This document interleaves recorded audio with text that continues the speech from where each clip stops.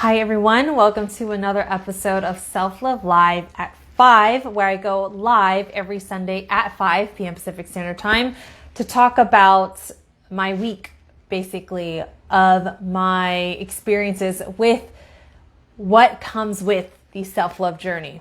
And it can be anything from relationships to trauma to personal experiences with codependency, people pleasing, dynamics with family, friends, coworkers, all of that. So I went live the other day, hi Anne, to talk about the abuse that I experienced seeing my brother go through with this male nurse. So I went live just the other day to talk about it the day after, and I'm going to continue to share with you what else I have found through processing this experience, because I just saw this block from myself speaking up immediately as it was happening right in front of me. And there was a lot of shame around that. As much as I was mad and upset at the nurse, I was more disturbed about how automatic my voice just shuts down and doesn't speak loudly when it comes to seeing something like abuse happening right in front of you. So as I was processing, I was thinking about that block and how it connects with my experiences with particularly the men in my life, from old bosses, my dad, my past partners that were also male, where when it came to me needing to voice up something that is a very legit concern, like for an example, catching something that showed that my past partners were cheating on me or not being loyal to me, they immediately would say things, yell at me, making me feel like I am tripping. I'm acting out, that what I'm seeing is not accurate. What I'm seeing is not real. And I never felt validated. And so with those experiences, it just allowed me to shut down, because nothing positive would come out from me speaking up for myself that made me feel really uncomfortable, made me feel not secure with the relationship. And so that really showed when I spoke up, not in this way, very firm, direct, when I had that incident with my brother and the male nurse.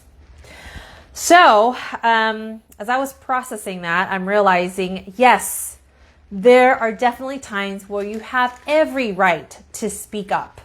You must, for the sake of justice, for the sake of respect, for the sake of safety for yourself and for your loved ones, right? And then there's the other part of this where I realized that in my self-love journey, there are moments where it's healthy for me to not speak up, because with this space that I've created inside of myself, having more awareness, I have gotten really good, and I'm not human, I have slipped up sometimes.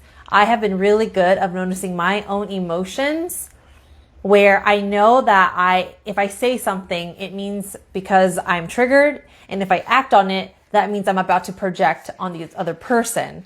So there's some experiences where I knew not to speak up because I knew that it was a trigger. And if it's a trigger, it's relating to a past pain of mine or insecurity of mine, right? And if I was to speak up and react from that place, and speak them in a very loud way, then I am causing more harm to the relationship and to the person in front of me, because I'm about to project to them of something that is not even theirs and it's mine.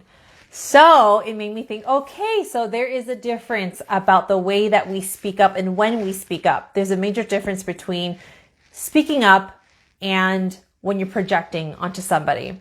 So if you would like to take notes on this, I actually wrote out a column where you can get clarity for yourself when you have absolutely the permission to speak up. And this is for myself as well.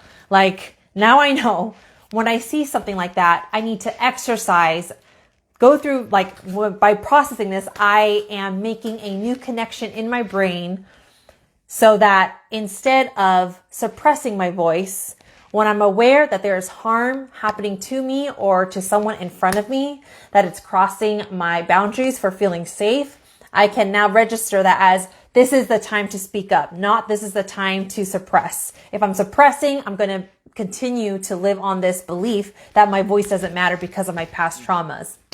So of course, I don't wish for something to happen for me to speak up. It's just now I have this kind of like this process that is becoming louder for me, so that if anything was to happen again, I know that I have full on permission to speak up. And I know that I am not the only one who struggles with speaking up. And maybe we haven't made it clear to us the difference between speaking up and the difference from that and from projecting.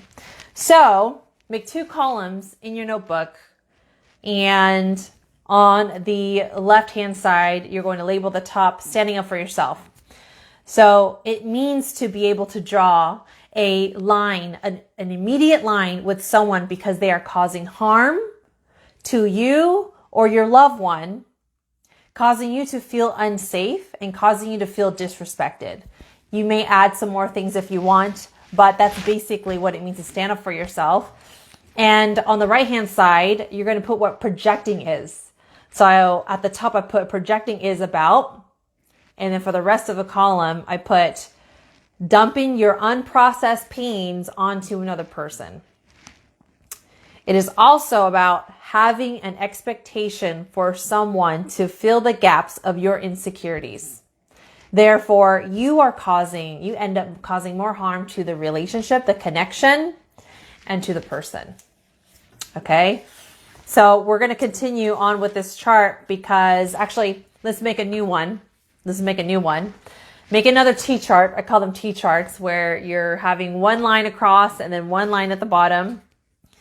You are actually going to put like, what is that unsafe behavior? What does that look like? What is that disrespect behavior? What is that deal breaker for you? When is that moment that you know that you need to stand up for yourself because it falls in line with what we had just described? So write down what would be your deal breaker with someone. What would be an unsafe behavior that you've known, that you've experienced before in your life that definitely needs to be on this column? And what are signs of disrespect? And what are behaviors that you have seen that is harmful to another human being and to yourself? Write that all down so you know that if you see this ever again, you have every right to speak up. And then on the right-hand side, we're going to put insecurities and unprocessed pains. So personally for you, what do you see is your insecurities? Emotional insecurity, mental insecurity, spiritual insecurity, physical and financial insecurity. Where do you not feel good or fulfilled in, basically, in those areas?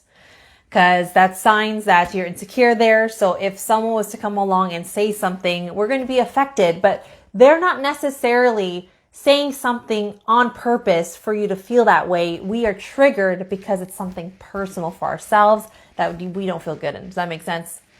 And then we're going to put down what we know that is a pain of ours from the past that we haven't processed yet, that there hasn't been healing work done with that.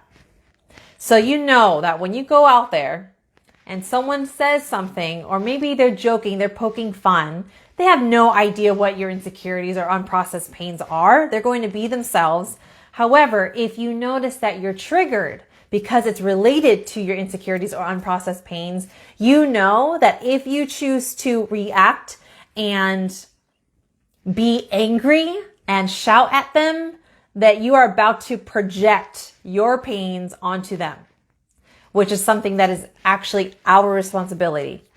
Now, like on the self-love journey, when you've practiced a lot and you become more aware of your emotions, you can always have notice of it and communicate in a way to let them know that you're going to need some space, that you are triggered and you are aware that this is your responsibility to take care of. You're going to need some space. You can't, you'll see them later. You need some time to yourself. Okay.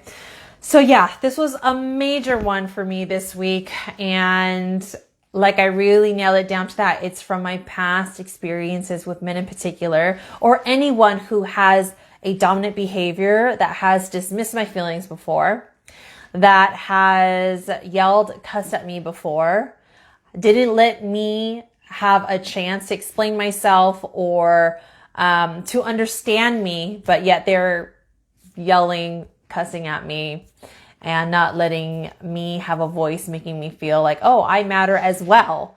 And yeah, that was insane what happened a couple of days ago with my brother. And, after from processing this and, practicing my self-love, allowing myself to express my emotions of how I was really feeling, it really solidified. It helped me have the courage to continue to report this and letting my voice be known that, hey, this happened. This is not okay. This is what I've experienced. This is what happened. This is not okay. Yes, I'm going to report that today. So we all have our own processes. We are all on different pages. I know that many of us perhaps have experienced situations where we didn't speak up, and we feel shameful about that. So you are definitely not alone in that. If you have any questions in regards to these topics, let me know down below. There is a link up there where you can submit a request of a topic that I can talk about, I can cover. And if you are someone who's needing more support, I left links attached to this video as far as one-on-one support, a workshop that is coming up called Strengthening Your No, which is very related to this, and monthly meditation sessions and monthly in-person self-love meetups is also on the link up there. All right, everyone. Thanks for watching the replay. I will talk to you later. Thanks for tuning in. Bye.